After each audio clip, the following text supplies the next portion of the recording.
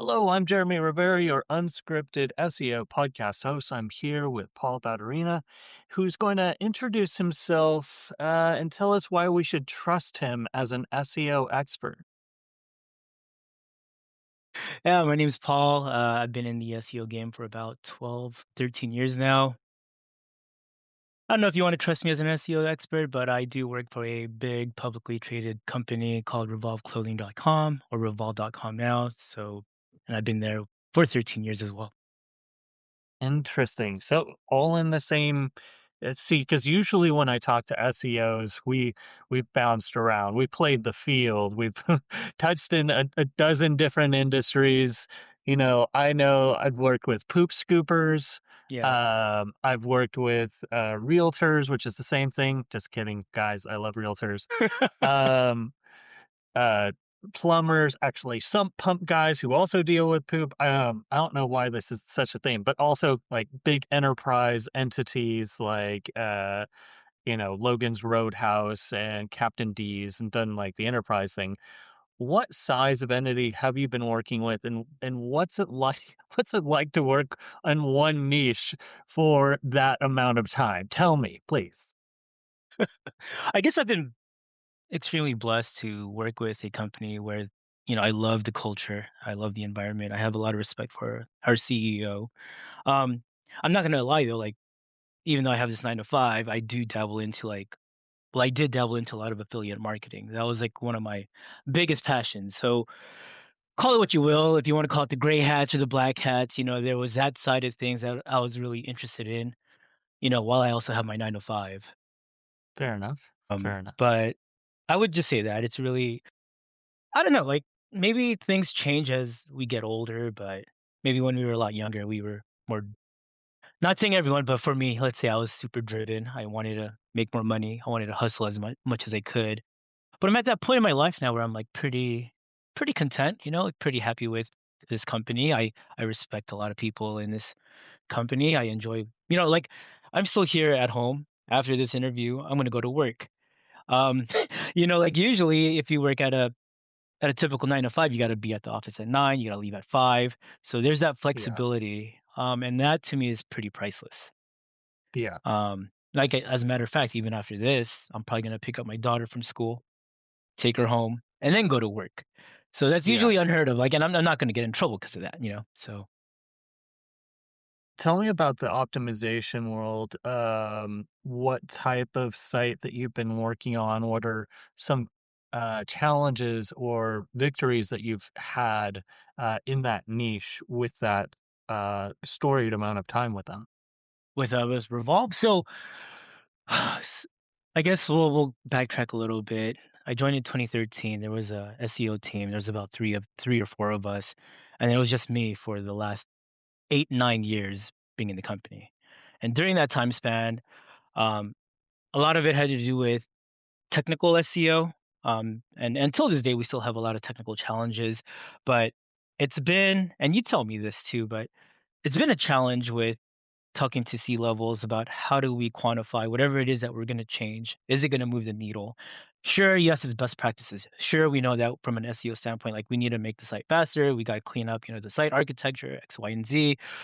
But it's been very difficult in the past years on how to prove that doing this is going to move the needle. And it wasn't until maybe 2, 3 years ago we started focusing on long tail category pages, long tail Yeah. subcategory pages.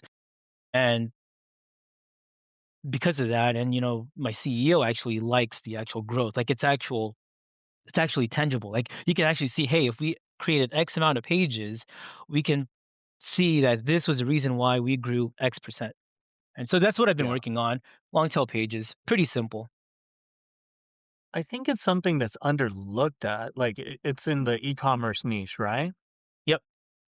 Yeah. E-commerce. I did a consult for a guy selling men's underwear that had, like, pouches on them, like, okay, we're going back to the Middle Ages as far as style is, but he's like, "We're d the it's crazy how much reception we're getting with our TikTok videos, and it's driving a lot of visibility there, but, we're looking for, how do we, make changes on the site that are going to make a difference?"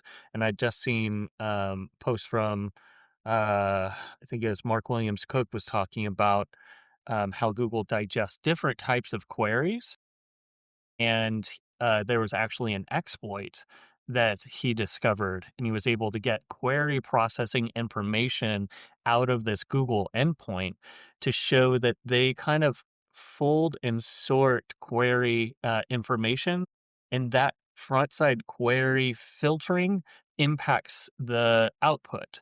And so, if you're thinking about your search, your keyword bucket, and thinking about the type of it will return different result sets based off of those different query intents. Like, is it a yes or no question?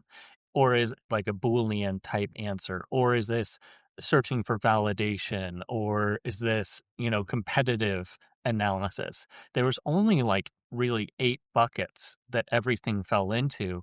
And then e-commerce queries fall into just a handful of those. But knowing that you can then kind of approach, oh, hey, this category page, if we understand this is if we can add this additional information and make these category pages more useful to fill that type of intent, then it becomes more than just a artifact of Shopify throwing everything into categories. Like Right. there's like any, whether you're on Shopify or Wix or one of the other big e-commerce platforms, you know, I had talked to a lot of people who are treating the incident or the existence of those category pages as accidents, you know, as opposed to opportunities. Right. So he he did some smart things and did some bad things. The smart thing was to actually create and research what are some niche or specific categories that our one clothing item can fit into. And I, Mhm. I did this too for Metaflex Club. They like it's a glove that prevents or is helpful for arthritis, and they just had one product. But creating multiple category pages allowed them to address, hey, this is a glove for arthritis. Hey, this is a glove that's for rheumatoid arthritis, and kind of address that side of things and create a category page with specific information. The bad thing that he did was that for one of those category pages, he actually went and bought like 500 anchor text links from comment spam sites just to that page. Which I was like, you got to stop that. The scary thing is that it actually worked. Um, which just goes to show that Google is in some ways not as advanced as we often take it. We would expect, hey, Penguin would have slapped that down, so a bunch of comment spam would have no value. But, Yep. if you're going from having no anchor text to even a handful of those terrible hacked sites, that have tons of other things, it's going to send value, but it might not last forever. So we're like, you gotta switch up to a more long-term strategy. But yeah, category pages all the way. That's interesting that you mentioned about one product and creating multiple category pages for that, because usually we have a rule. So we have about 260,000 products. So there's a lot of opportunity for us to create thousands of pages. I have this typical threshold where it's a minimum of 3 products. Then it can, if there's 3 products or more, then we could create a category page for that. If not, then we just leave it alone. A good friend of mine, she works for Sephora, another large e-commerce, and that was like her rule of thumb. It's just a theory that if it's like less than 3, then the page could be considered as a soft 404. It's thin content or whatever it might be. I haven't really fully tested that out yet, but for us right now, we're just doing 3 minimum or more. 3 or less, then we just kill the page. I think that's probably for a bigger e-commerce. Like, she was a very niche and had one specific Yeah, product, and she was working on making a pro version and then a men's and women's version. So like the development was just kind of slow, but we really augmented that particular page pretty hard with medical information, yeah. quotes from an interview, and then the product was focused on uh, you know embedded into that. So, um, kind of more content heavy than actually most e-commerce are going to be able to pull off. Got But it. so, and if that's the case, if it's more of just product listings, I would Right. agree. Anything less than three, it was kind of a niche, but I could see the rule of three being a good rule of Right. thumb. Although that could be also an opportunity for us to test as well. Just for what it's worth, we don't have any like content type of pages like blog content or anything of that matter. I think for us, we're very protective over our brand voice.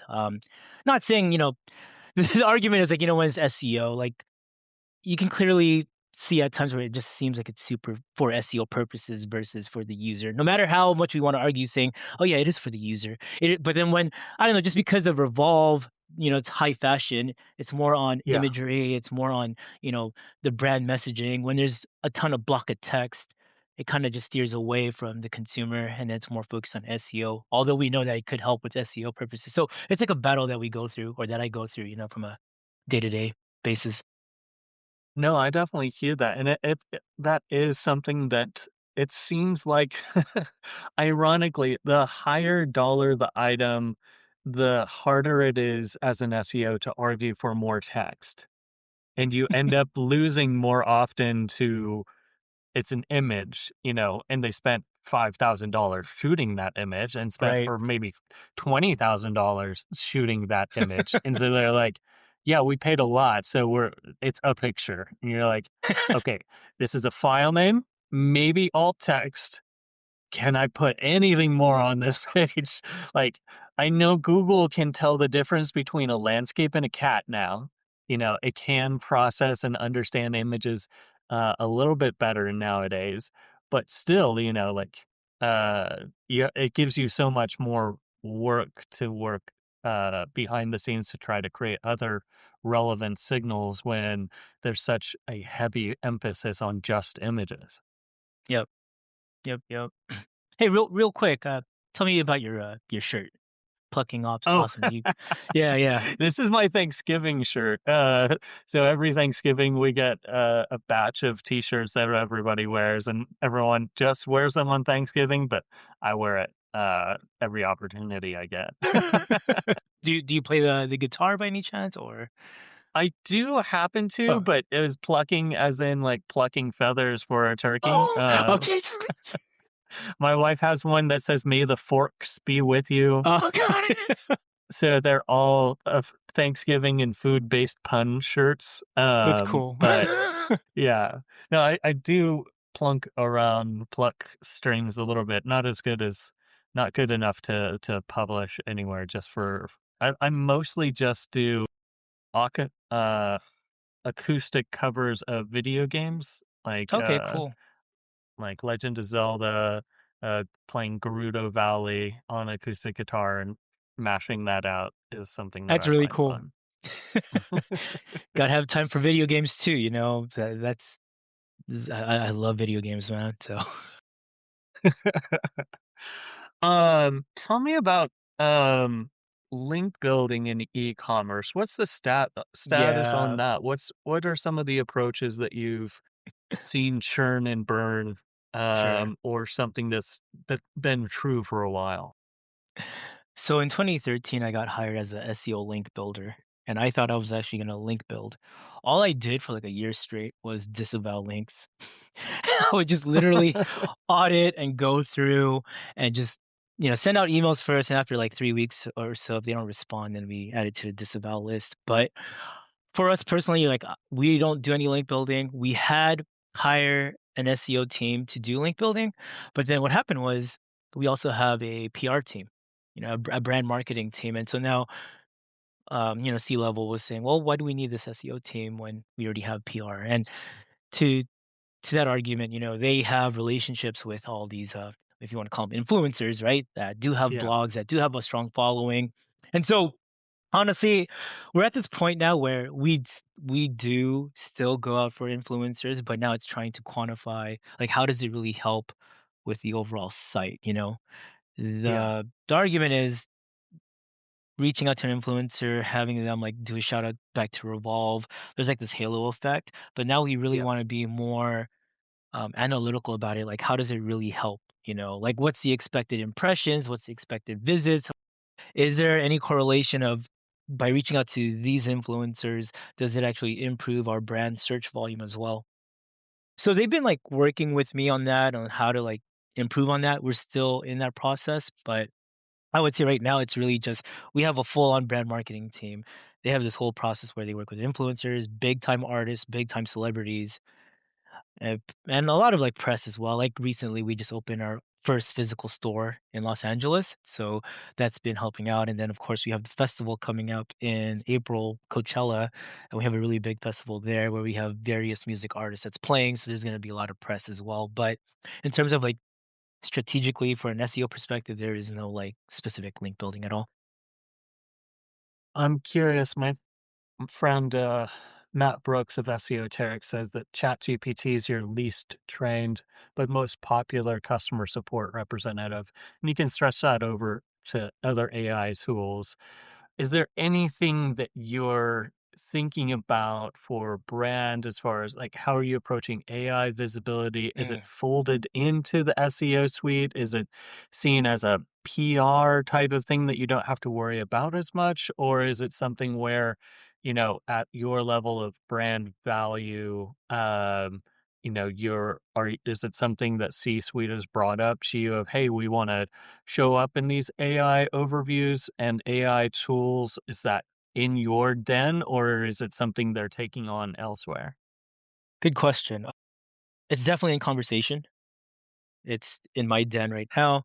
A lot of it is just whether you want to call it speculation, so researching. Just for some context, right now we're around 20,000 visitors per month with all of LLMs, whether it's ChatGPT, Perplexity. Of course, ChatGPT probably is taking 90% of the traffic, and gross purchase revenues at roughly $58,000 a month, which is, very low compared to the entire, business. But is there opportunity? I think so.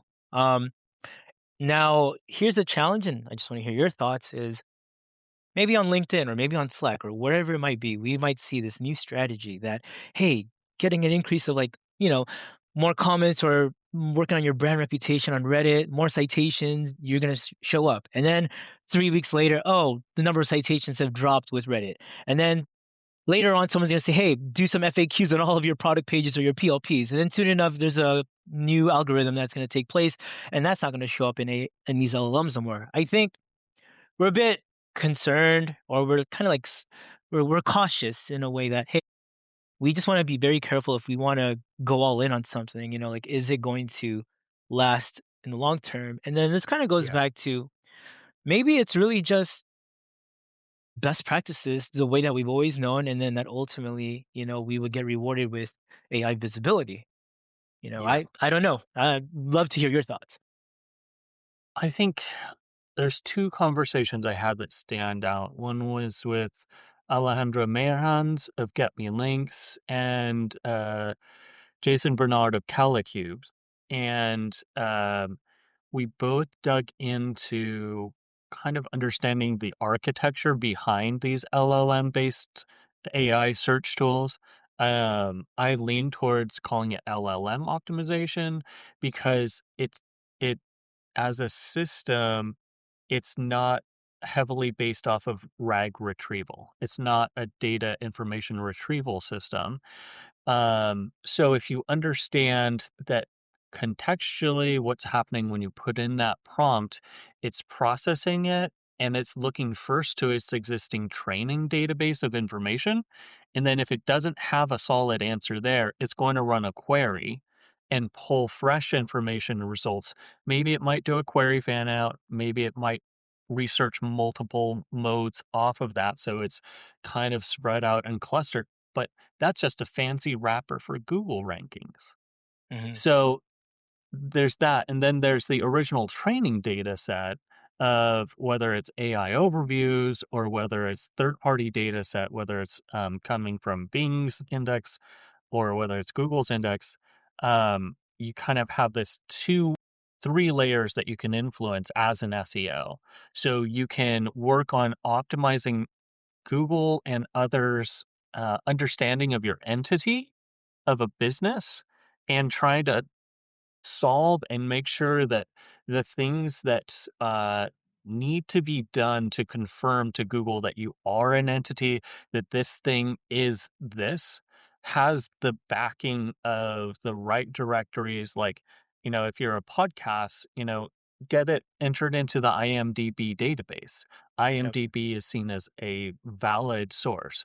If you're an author, there are 4 or 5 repository type sites for author information where if you actually published a book, then your book shows up with an IBN and shows up, and that is used by Google to do the knowledge graph entries, right? So you can either optimize for the entity and Hmm. that gets pulled into the training data, or you're optimizing again for the results. And so that comes back to just standard best practices, Then right. and mapping and understanding how can I rank. It might involve some additional work. There's some fantastic stuff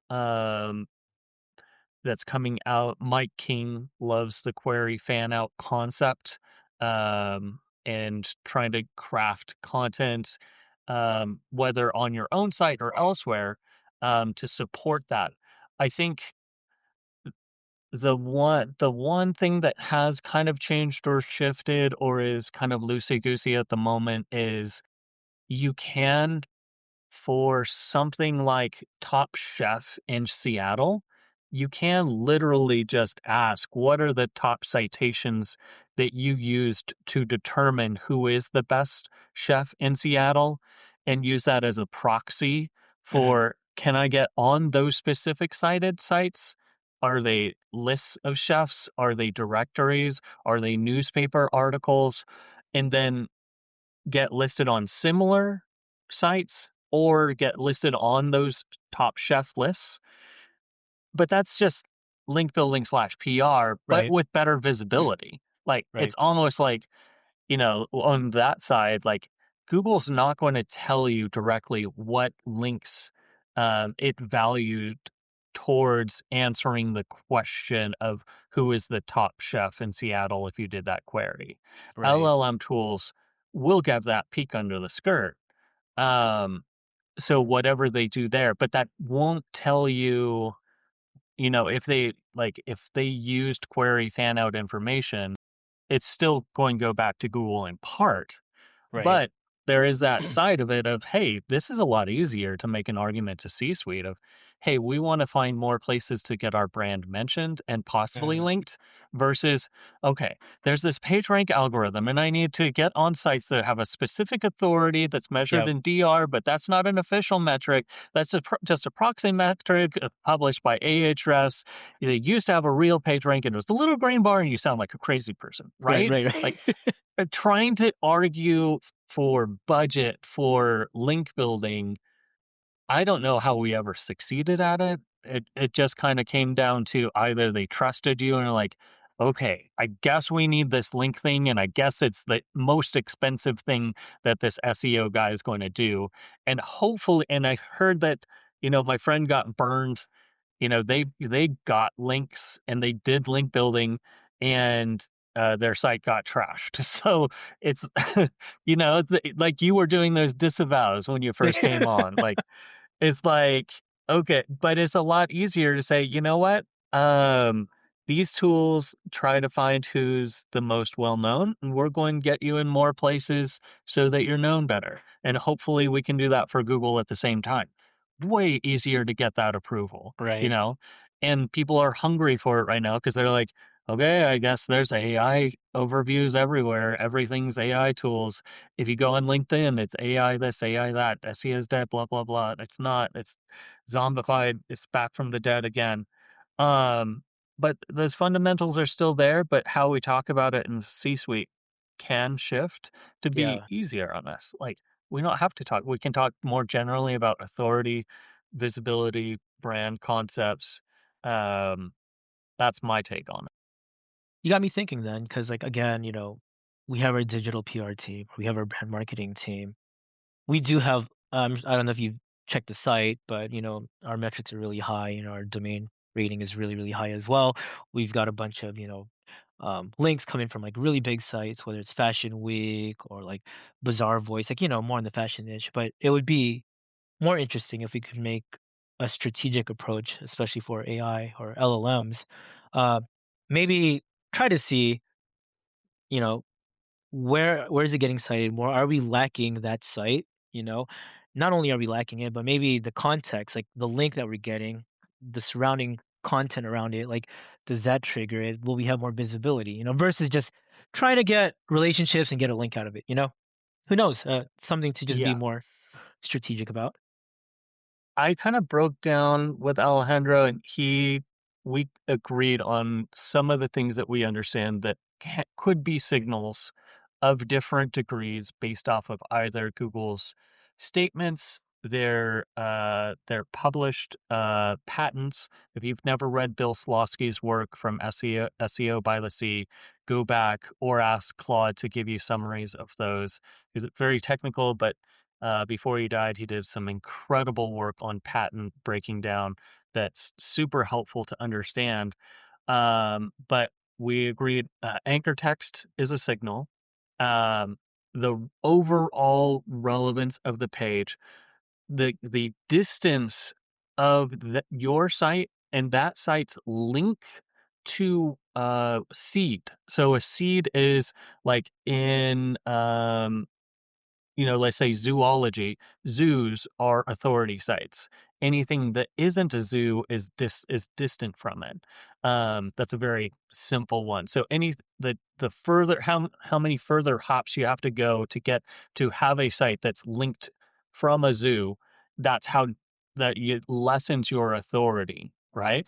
So that's kind of the trust rank factor that was behind the page rank factor. Less popular to understand, but equally important. So distance to seed, anchor text, um, co-occurring text before and after gives context. So that lens of adds relevance, and whether or not the anchor text is understood to be a brand name or not. So branded, unbranded. Um, let's see. And then of course, how many other links were on the page, and then how many links were coming to that The page. page, So right? overall authority, is this a homepage link that has a ton of juice, or is this a niche page? So those are all the factors that came into it. Um, so thinking about, the context in which your brand is mentioned, yeah, a little bit of nudging from your PR guy could Yep. get your your raw domain instead wrapped in, Revolve, which is known for its men's cargo pants, you know, Right. and that link goes to your cargo pant page. That's probably going to send as much value to that cargo pant page as if you linked on cargo pants. In fact, some of the link building I've done, some of the SEOs I've worked with have specifically asked, "Hey, can I get a brand, but in a sentence that has this keyword Right. or phrase?" Right. Right. So This have you ever met Bill? You ever spoke to him before he passed or no?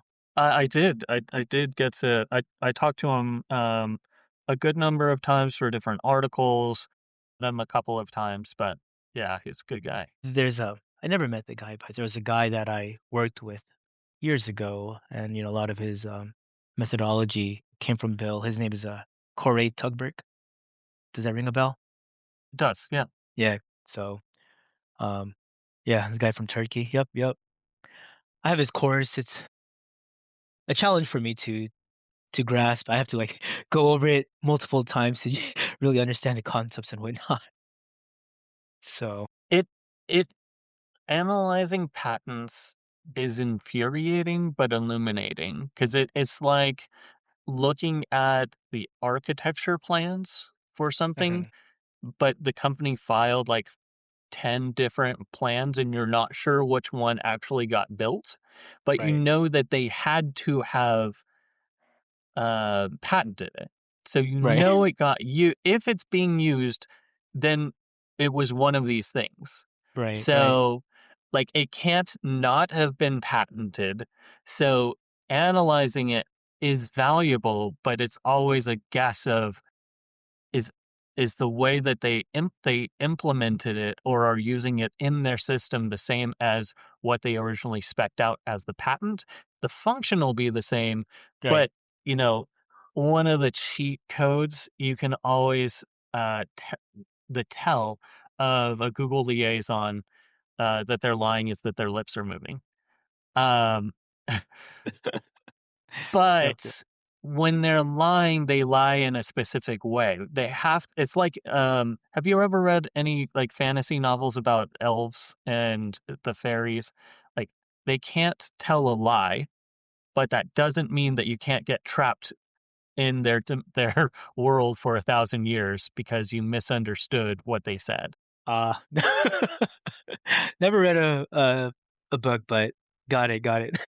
Yeah, so for example, they said for a long time that, "No, we don't use click data in ranking Right. in a r as a ranking factor." And they got away with that because it wasn't a ranking factor, it was part of a ranking system. Mhm. And, so it's that type of minuscule thing of any time Right, that they give a nugget, there is an aspect of truth to it, but it's always said in such a specific way that it's the least amount of helpful disclosure about that. And if you and the hard part is that the SEO journalism and the SEO ecosystem will take, a snippet of, oh, Matt Cutts said this, and so that, or Gary Ice said this one time, and that means this. You're like, well, I hate to be that guy, but we have to look at the context very closely of what they're right, saying and what they're not saying very carefully. Because you can definitely go wrong if you take them at their word. right, right. Going back to, like, AI visibility, I guess something that I have, like, more control of testing, um, exclude, like, PR and whatnot. I'm running a test right now. I have a test control group with these long tail pages that I've created that I talked to you about that's working. I think I'm looking at it two parts. One is, do we see an increase in traffic and organic, which is adding content above the fold and below the fold? But more so, to your point, to really see, okay, because right now I'm running the test. We're 4 weeks in. We're seeing a 25% lift on the test group versus the control group. The control group is actually down 5%. So that's interesting already. So that is already a signal that I could roll this out to all the long tail pages, which we have about 40,000 of those. But the other Yeah. part now is maybe strategically looking and understanding the context, and maybe that, like, I could maybe go into these LLMs, type in something, and it would source out from those long tail pages saying that, oh, it came from this content right here, saying, what I'm saying Yeah. is maybe people like to type in, what's a dress that I can wear for spring? And because I have a piece of content saying, this X dress is great to wear during this festival, during spring, blah, blah, blah, blah, whatever it might be. Yeah. And, ChatGPT is going to reference that.